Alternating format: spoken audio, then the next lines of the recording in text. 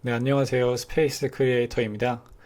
네, 오늘은 2020년부터 2025년까지 XR 시장의 동향을 한번 간단하게 살펴보고자 하는데요.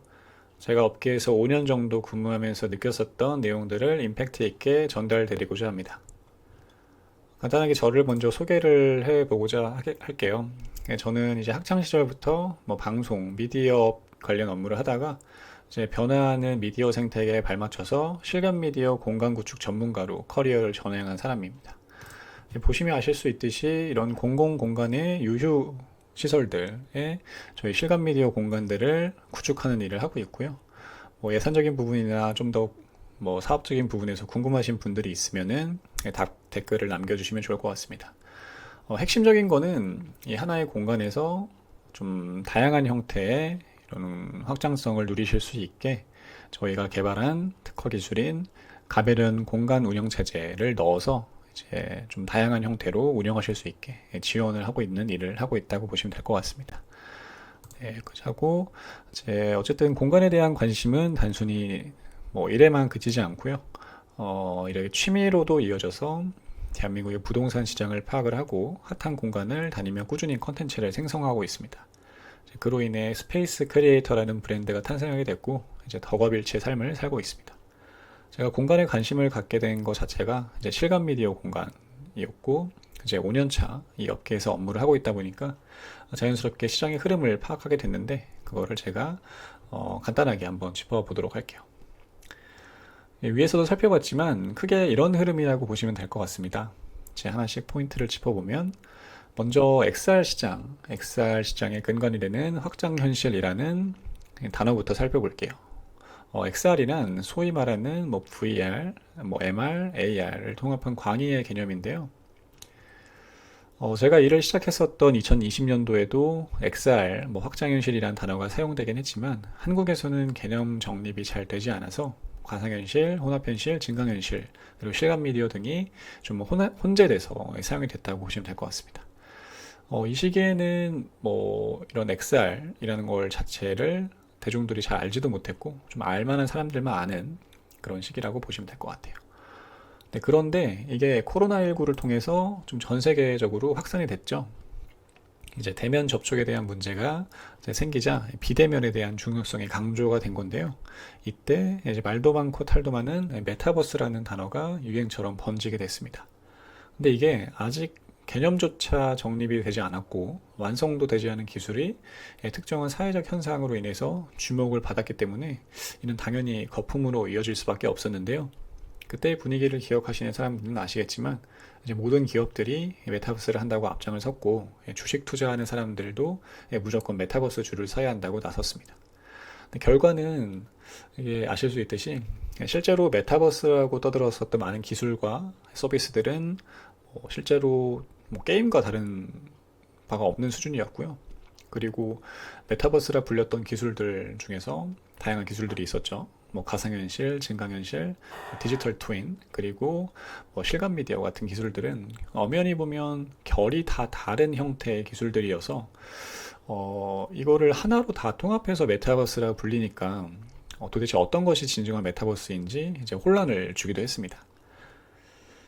그렇게 당장이라도 가상현실 세계에 살 수 있을 것 같다는 믿음은 얼마 가지 않아 사그라들었고요. 이제 메타버스에 껴있었던 거품도 빠졌습니다. 기업에선 대규모 투자를 했지만 명확한 비즈니스 모델을 찾지 못하거나 사업성이 나오지 않아 부서를 없애기도 했고요. 개인적으로 메타버스 관련된 주식에 투자하신 분들은 적지 않은 손실을 보시기도 했습니다. 그렇게 돼서 메타버스라는 단어는 점점 묻혔고요. 기술의 본질에 맞게 확장현실, XR이라는 단어가 업계 전반을 좀 대변할 수 있는 이런 형태로 다시 자리를 매김한 것 같아요.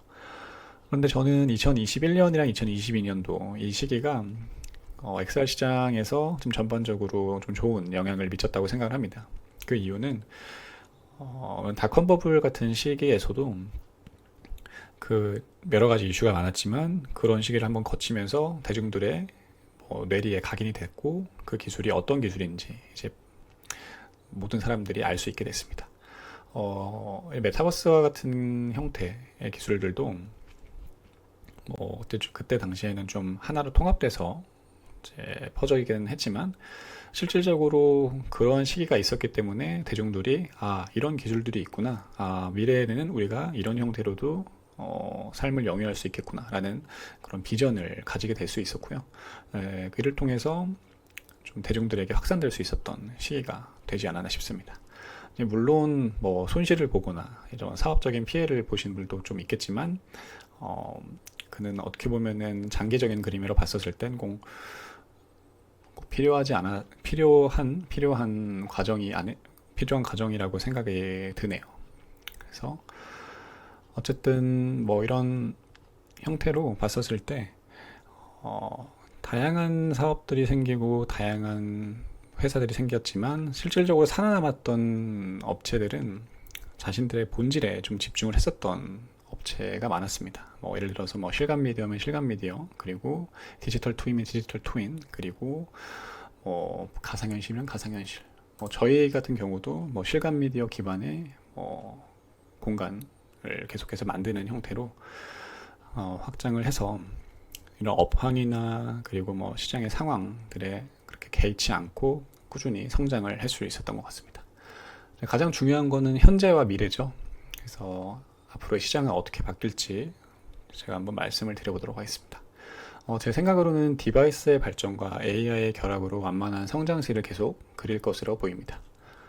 작년 말부터 애플의 비전 프로로 인해 침체된 XR 시장에도 점점 활기가 돌기 시작했는데요. 애플 역시 메타버스라는 단어보다는 공간 컴퓨팅이란 새로운 개념을 내세우며 애플 비전 프로를 통해 새로운 컴퓨팅 시장을 열겠다는 비전을 선포하기도 했습니다. 저 역시 반가운 마음에 관심을 가지면서 많은 칼럼을 썼고 구매 직전까지 갔지만 결과적으로 저는 구매하진 않았어요. 이제 죄송합니다. 네, 애플 비전 프로보다는 메타 퀘스트 3를 구매하기로 한 건데 그 이유는 좀 부담스러운 가격과 컨텐츠 때문입니다. 즐길 거리가 그리 많지 않은 디바이스를 거의 7배에서 8배 차이 나는 가격을 지불하면서까지 구매하고 싶진 않았고요. 물론 이제 구매 직전까지 갔지만 이게 한 1, 2세대, 뭐 1, 2년 정도 지나고 좀 시간이 지났을 때 뭐 애플 비전 프로 2, 3세대가 나왔을 때 뭐 그때 정도면 좀 합리적인 가격 그리고 많은 콘텐츠들이 들어있는 상태로 구매할 수 있지 않을까라는 생각이 들었습니다. 어쨌든 뭐 애플의 XR 기기의 등장으로 다시금 뭐 시장에 활기가 돌기도 했고요. 여러 빅테크 기업들이 다시금 활발한 움직임을 보이면서 시장에 좀 긍정적인 영향을 미쳤다고 생각을 합니다.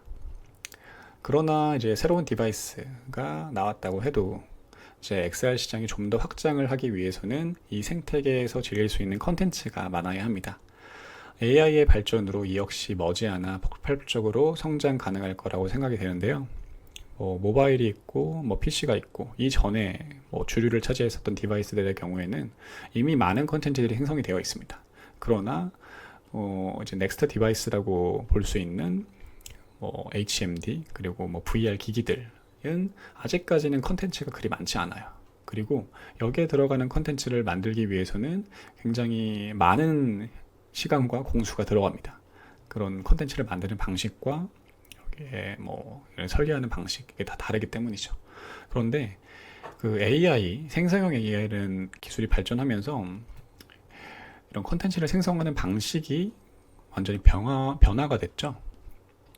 프롬프트만 잘 넣고 이 기존에 있었던 내용들만 잘 파악을 한다면은 영상이나 이런 게임 같은 다양한 형태의 콘텐츠들을 순식간에 만들어낼 수 있습니다. 저는 이런 생성형 AI 기술의 발전이 기존의 콘텐츠 생성에 굉장히 많은 공수를 들였었던 이런 AR 업계나 VR 업계 그리고 이런 실감 미디어 업계에 굉장히 큰 도움을 줄 거라고 보이는데요. 기존에는 몇 날 며칠 밤을 새서 만들었었던 콘텐츠들을 거의 하루 만에, 하루도 아니죠. 몇 시간 만에 만들 수 있다 보니까 거기에 들어가는 콘텐츠들을 거의 비약적으로 많이 만들 수 있다고 생각이 됩니다. 그래서 이런 혁신이죠, 혁신. 이런 혁신을 통해 그런 디바이스의 활성화도 달라질 거라고 생각이 들고 있고요. 이런 변화에 맞춰서 저희도 저 같은 경우도 저희 회사에서 AI, 생성형 AI를 기반으로 한 실감 미디어 콘텐츠 개발을 계속해서 해나가고 있습니다. 이 내용은 제가 기회가 된다면은 오픈할 수 있는 범위에서 오픈을 드리고 좀 더 인사이트를 드릴 수 있도록 할게요. 네, 여기까지 하겠고요. 예, 도움이 되셨다면 구독, 좋아요, 알림 설정 부탁드리겠습니다. 네, 앞으로 좀 더 알차고 좋은 내용을 계속해서 가지고 올 거니까 네, 앞으로 많은 기대 부탁드리겠습니다. 감사합니다.